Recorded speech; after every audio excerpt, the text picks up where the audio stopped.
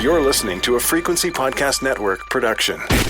The Brock and Dalby Podcast. This is the Brock and Dalby Podcast. Welcome to Thursday. My name is Brock. I'm Dalby, and I usually like to use our podcast to like shout out companies or whatever, but I want to give a shout out to Porter Airlines, who I've never dealt with before, who saved me almost $1,000 in trying to bring my kids back home from BC. I will say I am a big fan of Porter Airlines because they give you free booze and they don't charge you as much as Air Canada. I don't think my kids will be able to get that, but I was trying to set up flights, so we're trying to do... have you ever gone unaccompanied minor when you were a kid? Flying without your parents? No, I mean, not until I was like 15 or 16, but it didn't matter at that point. My parents were split up when I was young enough that I would fly back and forth to like do visits, so I would fly unaccompanied minor. Because they didn't want to have you around. Exactly, shipping me back and forth. Yeah. So my kids are in BC visiting my folks.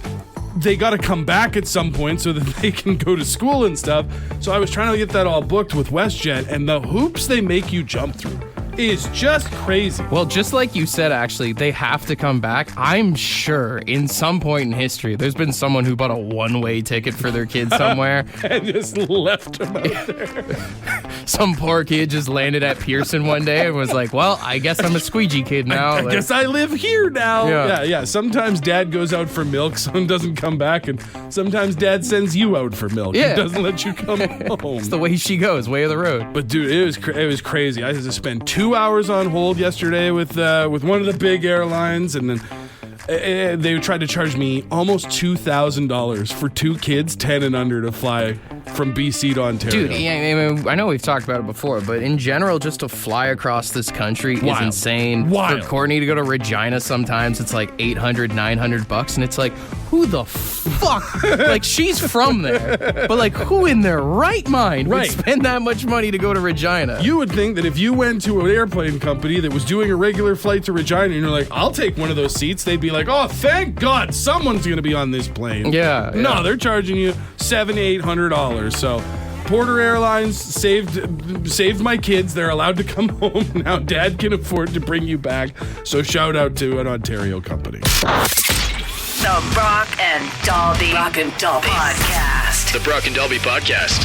It's been a while since I've had to apologize for something. What did you do? Nothing that happened on the show. Oh, okay. So this is not an apology for telling everybody I smell like roast beef yesterday on the show. Why would I apologize for that? Yeah, moving on. No, nothing happened on the show, but I did have one of those Batman moments. You know, what's the quote? You either die the hero or become the villain. Live long enough to see yourself become the villain. Yeah, that's what it is. I did something I thought I'd never do. No. I bailed on someone on Facebook Marketplace the other day. What? Now, I wasn't buying anything. I've been selling a bunch of Courtney's stuff, which I want to give her a round of applause. She's getting rid of a lot of stuff. My next question was, does she know you're selling her stuff? She refuses to do it. She's like, I'm not going to deal with people, so you do it. Right. So I've been on there, and I've been in the trenches of Facebook Marketplace there, you know, getting low down and dirty with people. Getting the work done. Manning the lines kind of thing, making money, making moves. Yeah. And this lady messaged me about something Courtney was selling there. And she's like, hey, like, whatever, I'll pay the price. I'll come pick it up tomorrow morning. And I was like, yeah, sure. Here's my address. Here's my phone number. Let me know when you're coming over. Damn, that's official. And immediately, as I hit back on Facebook Messenger on my phone, some other lady goes, is this still available? And I'm like, no, someone just confirmed they'd come get it tomorrow. And the lady goes, I'll give you an extra $20 if I can come pick it up right now. No. And I looked at Courtney and I was like, well, what do we do? And she looked at me and she's like, that's up to you. And like, I listened to a lot of Wu-Tang growing up. Cash rules everything around me. I will say this. I have heard you say the phrase, $20 is $20 on this show numerous times. So I messaged the other lady back, and it's been 2 minutes tops since I just confirmed. Since you said, no, we're good to go. And I was like, I apologize. Someone just offered me an extra $20 for it. And she just responded, K.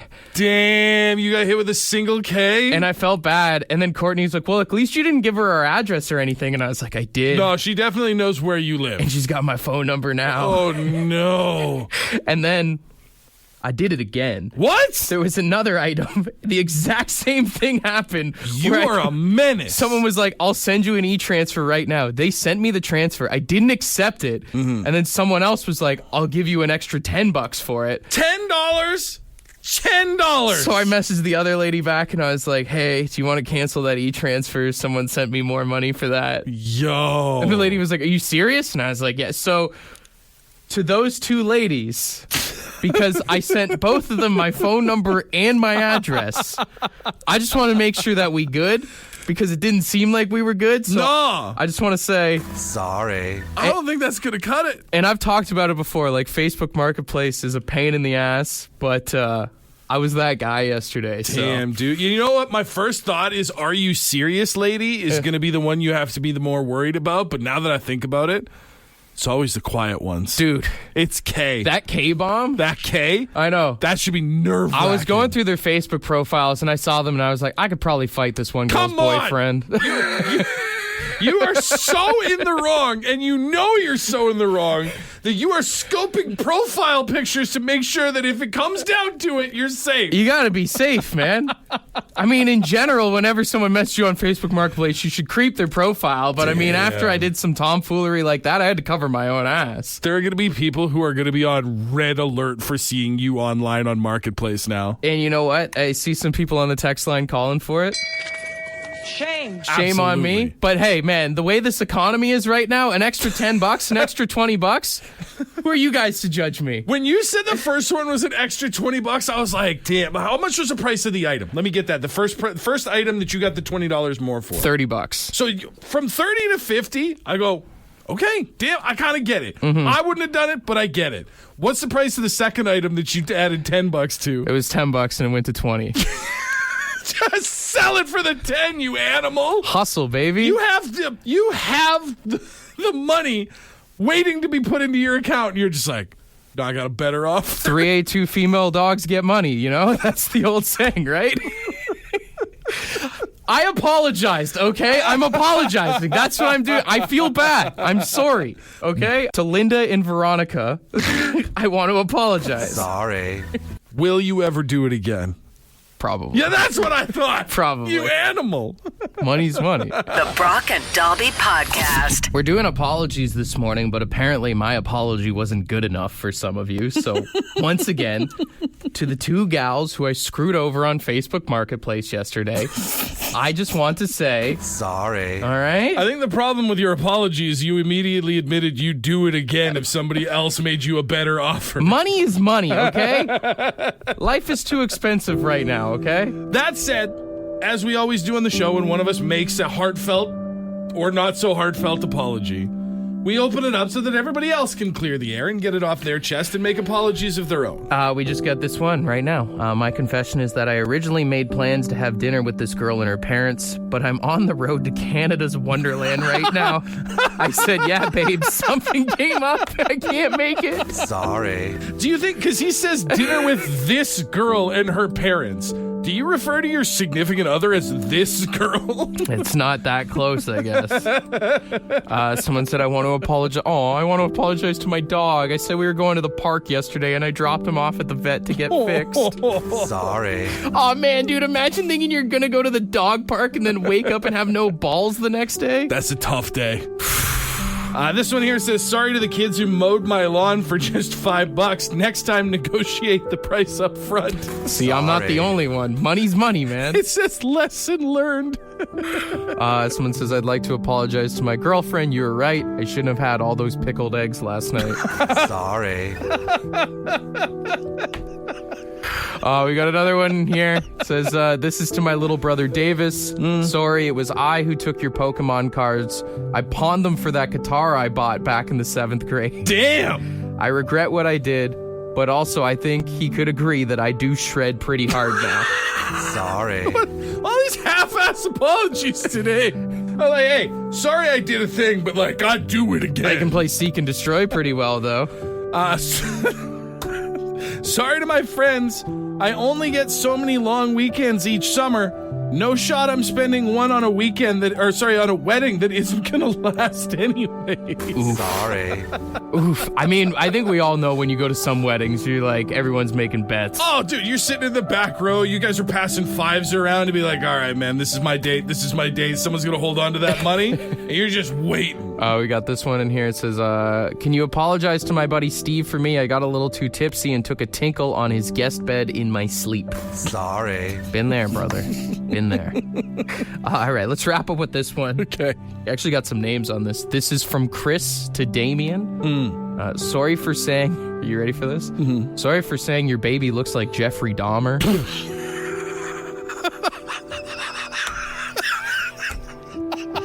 Also, I feel like if your wife wasn't around, you also would have been laughing. Sorry.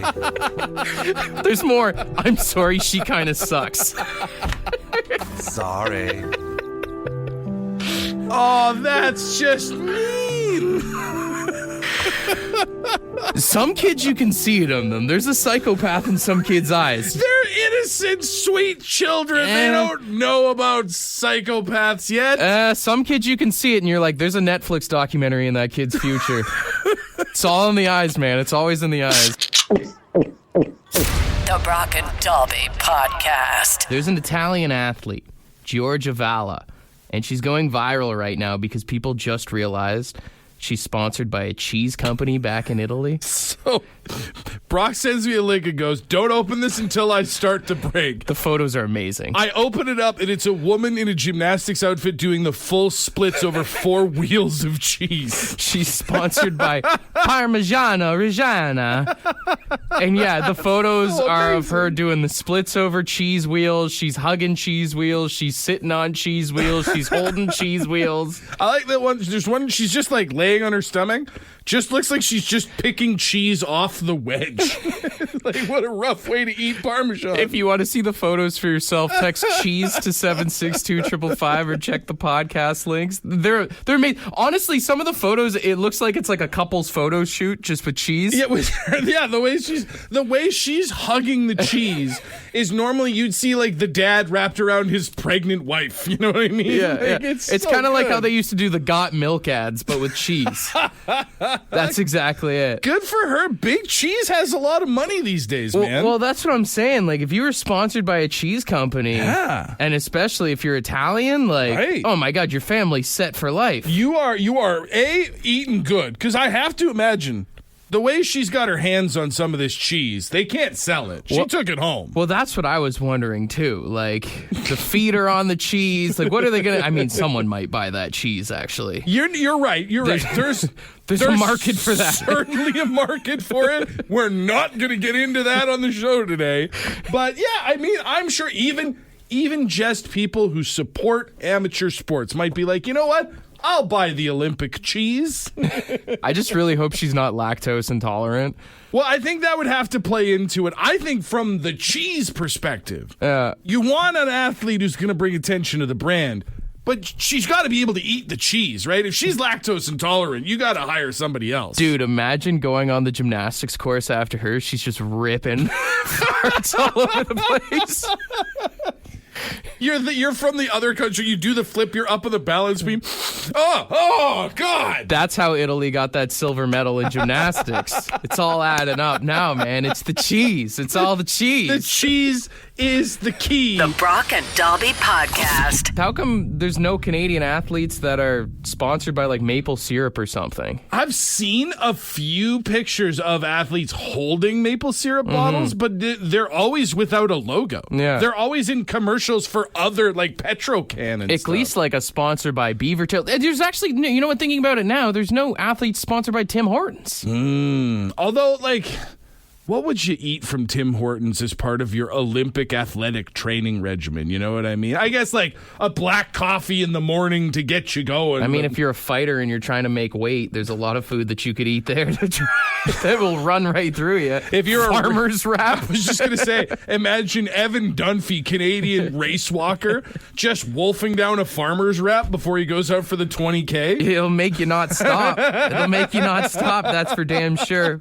But, I mean, seeing this girl have that cheese sponsor is amazing. I mean, like, I it just got me thinking, like, How awesome would it be to be sponsored by actually like a gas company? Do you think like those athletes that are sponsored by Petro-Canada or Esso, whatever, do you think they get free gas or gas cards? Honestly, based on just the way I see gas companies gouging Canadians, I bet they don't. I bet they get like their appearance fee or whatever, and then like maybe they get like a car wash card. You know what I mean? You don't think it's like, I've heard people that are sponsored by McDonald's, they get, what is it called? Like the McDonald's Gold card? Yeah. And it's basically like an unlimited gift card that never expires kind of thing. That would be, I mean, if you could get something like that out of like a Shell or a Petro-Can or whatever to be able to use at every gas station, I honestly think that I would live a more privileged life if I never had to pay for gas again. Well, even I was complaining about those Visa commercials the other day, but do you think they get like Visa gift cards, or do you think they just get a really low interest rate on their credit cards? Oh,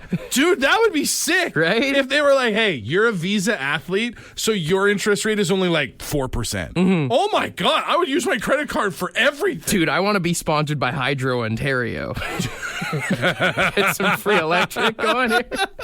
You know what? You know what the best sponsor would be? I figured it out. What's that? Getting sponsored by the CRA. Oh. I'll never say a bad thing about them ever again. Right. You know? You get like a specific extra amount of deductibles. Yeah. I'd be like the Terry Crews, but for our government, you know? Selling out.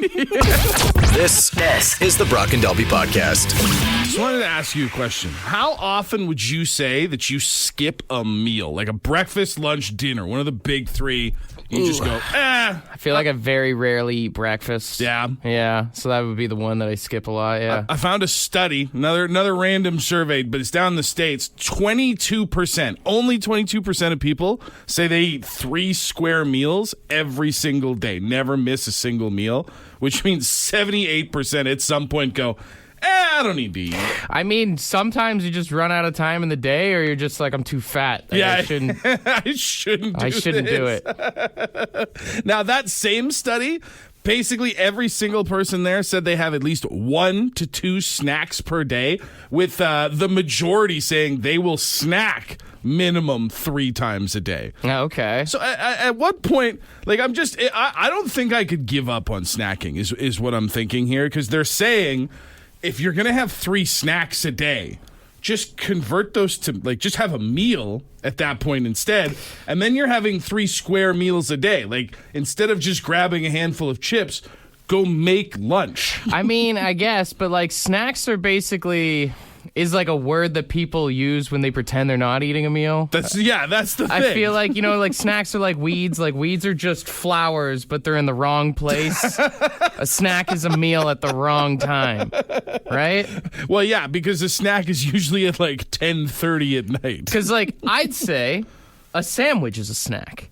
Really? Like make a peanut butter and jam sandwich, that's a snack. You know what's interesting now that you say, because you said sandwich, I'm like, a sandwich is not a snack. But peanut butter and jelly sandwich, sure. Well, it's what's in the sandwich that determines snack versus meal to me. Even, yeah, depending on the sandwich, the size of the sandwich, but like you add fries and a drink to it, then it's a meal. It's a combo, right? So, dude, fries and a drink with a peanut butter and jelly sandwich. Yo, roll through hits. McDonald's later. Yeah. Grab a junior chicken. That's a snack. Oh, okay. Right? That's not a meal. That's a snack. But if you get the McChicken, then it's a meal. Add fries and a drink, yeah. Why do they call them chicken snack wraps? Because they're snacks. So you're saying that the line between snack and meal is accessories. I feel like it's kind of the same fine line of like, when does a nap become a sleep? Right? Yeah. Well, I think there's a definitive line. I can't remember what the number is. What was the survey? Oh, the 26-minute nap? Yeah. And then everything after that, you're sleeping? Yeah, I just feel like it's all in the eye of the beholder. It's the same thing with like, I'm going for a drink or I'm going for drinks. Yeah. That's all up to you at the end of the day, man. People got to stop lying to themselves, though, because you'll see someone be like, I'm just going to run into the kitchen and grab a snack and come back with like a 6-layer loaded plate of nachos. And it's like, that's not a snack. If you have to put in culinary effort, you are no longer snacking. You have made a meal.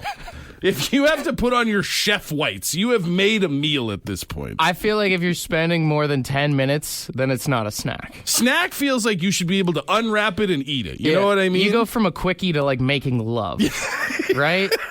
I think that's kind of that fine line. Accessories and time in. That's the difference between a snack and a meal. 762-555. What do you guys think? What is the fine line between I'm having a snack and I'm full on eating a meal here? If there's foreplay, which it means if you're cutting stuff up, if you're adding seasonings or whatever. I'm never going to be able to watch Kitchen Nightmares ever again without seeing the guy in the kitchen getting the meal ready and being like, oh, a little culinary foreplay. Eh? Yeah, that's all food prep is. It's just foreplay, man. The Brock and Dobby Podcast. This text here is interesting. It says, if I have to turn on the oven, this is from John, it's not a snack. I will say I agree with that, but also a snack could be used in the air fryer. Well, I mean, to be fair, an air fryer is a snack-sized oven, so it kind of... It's a snack machine is what it is. Another person says the criteria is a meal requires dishes to eat. If you need dishes, then you're not snacking anymore. Yeah, okay. How do you feel about that policy? I get that, because if you make a quick, like, PB&J was the example I used, and you just use a napkin or you just, barehand it, then... I think we've all put together a quick piece of food and then just, like, stood like an animal over the sink being like, the sink will catch the crumbs. Yeah.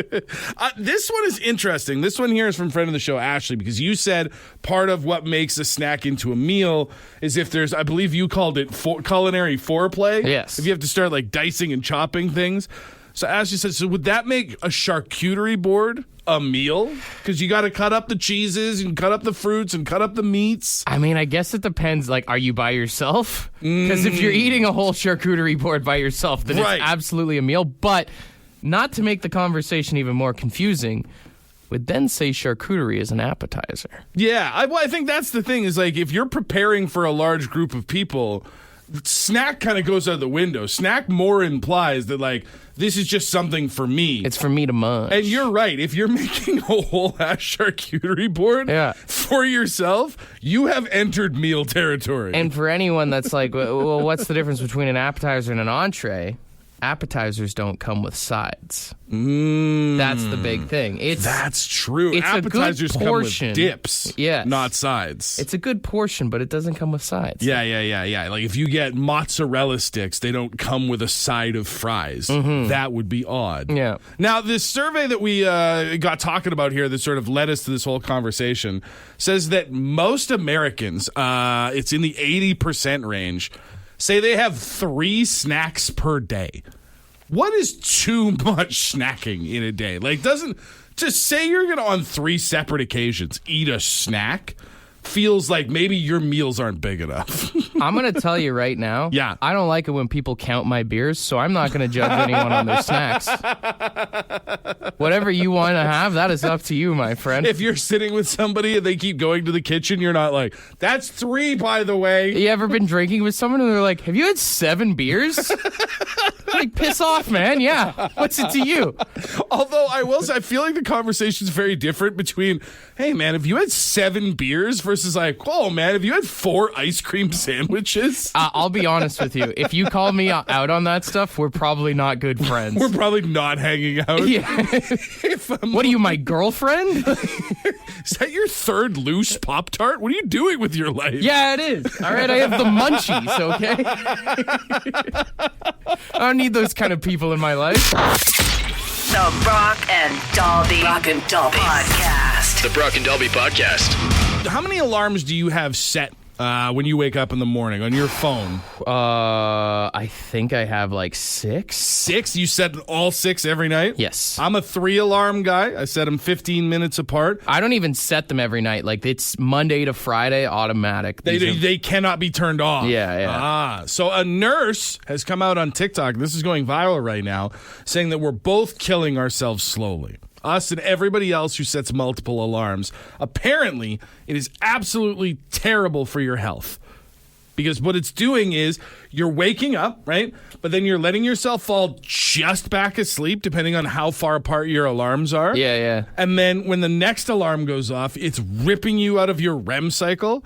and it basically is putting your heart into full-on fight or flight mode, and you're basically giving yourself heart stress multiple times every morning. I mean, that does make sense because we always do that thing where you're like, oh, I'll snooze for 5 more minutes. Yeah, and it's yeah. like you're startling yourself awake again. Yeah. I don't actually have like multiple alarms in a row. I just have alarms that it's like I have one that goes off at 3, and then I have one that goes off at like 3:30. I have one that goes off at 4. Like if I don't get up and go to the gym, I've got these ones to cover my ass. See, and that's mine's kind of the same. Just mine's 15-minute intervals instead of the half-hour ones of like, hey, like this is when you're supposed to get up. You really should get up. If you don't get up, you'll get fired. I also put little notes on the iPhone. You can actually write little notes on your alarms. And Android too, yeah. My first one is like, get up. The second one is a mean word, and it says, get up, blank. You should get your fat ass to the gym. Then if I don't do that, then it goes off at 4 a.m. It goes, seriously, get up. Then it goes 4:15, please get up. Then it goes 4:27, you should be at work by now. 4:36, WTF are you doing? And then 4:56 is my last one that says, you messed up. If I get up at 4:56, that means something's gone wrong. Something terrible has happened. My latest one just says, cutting her close, bud.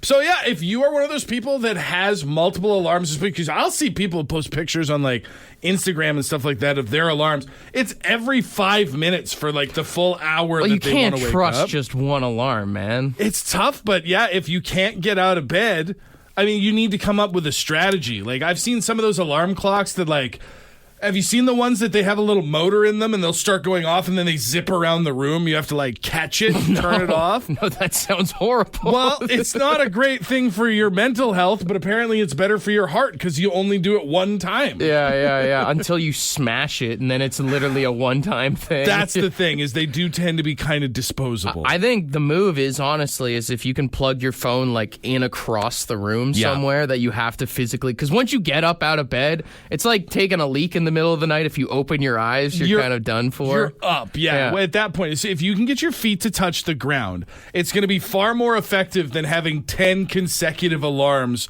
wreaking havoc on your heart. Or you just need to have a good, like, alarm, like, tone, I guess. Like, maybe like Serge Tankian of System of a Down just going, wake up! Yeah. You know what also is helpful? Having a partner who is a light sleeper. Because you almost panic when your alarm goes off because you don't want to wake them up. And then you, like, jump up. Maybe it's just you're giving me a look. Maybe it's just my experience. No, because I'm the light sleep in our situation. And Courtney does not do that? Courtney gets pissed at me, dude. She hates it. That's what I'm saying. Is if you jump up and turn the alarm off fast enough to stop your partner from waking up, then you can maybe, jumpstart your day. You don't need that 8 extra alarms to get up. I guess so, You would never dare let more noises happen in the morning. Sure. 762-555. Let us know, what's your secret to getting up with your alarm, or are you a 10-alarm kind of person? I think a lot of people just realize that they're dead broke and they have to get up for work. Sadness is a hell of a motivator. I think if you could have your alarm set up to open up with your bank account every morning. Just have like a Google Assistant read you your balance. Mm-hmm. Like, yeah, all right, I'll get up. Insufficient funds? All right. I guess we're going to work. This is the Brock and Dalby Podcast. Ed's word of the day. Let's see what he's got. Good morning. Today's word is logorrhea. Yeah, that's right, logorrhea. Logorrhea. Logorrhea. Anyways, it's excessive use or flow of words. So kind of another way of saying verbal diarrhea, I guess. Anyways, that's about it. Have a great one. Cheers, you're up. I mean, some people, when they drink, they get logorrhea for sure. You know what the best part of this word is the Oxford Language Dictionary. Oxford Dictionary definition for logorrhea is a tendency to extreme loquacity, which is a word you would only use if you had logorrhea. I have been called out by bosses before for essentially having logorrhea. Just like, What the words you say? Why do you say them? Yeah. Why do yeah. you have to say such big words? I mean, you could even say someone like Eminem has logorrhea when he raps too fast. Absolutely. And he does that. Some of the words that he uses in there, definite logorrhea. Just everywhere, all over the track. Yeah. He's just like... Logorrhea, also a great description if you work in an office or a job site with that one person who's just always telling stories, the one-up kind of person. You know who's got logorrhea? Salespeople. Salespeople are. I love the salespeople that work here. Classic logorrheans. But they're professional logorrheans, Absolutely. actually. They take that logorrhea on the road. Auctioneers can get logorrhea pretty good, I guess you could say. Get your mortgage paid with logorrhea. They're logoritas, dude. Logorrhea. I mean, just use it whenever someone's talking too much today. Yeah, just let them know. Little logorrhea, slow it down. Yeah. Slow it down on the loggers, all right? For more Brock and Dalby, tune in weekday mornings 5:30 to 9. The Brock and Dalby podcast is brought to you by badshop.ca, the Brock and Dalby merch store. With all proceeds going to the Canadian Cancer Society.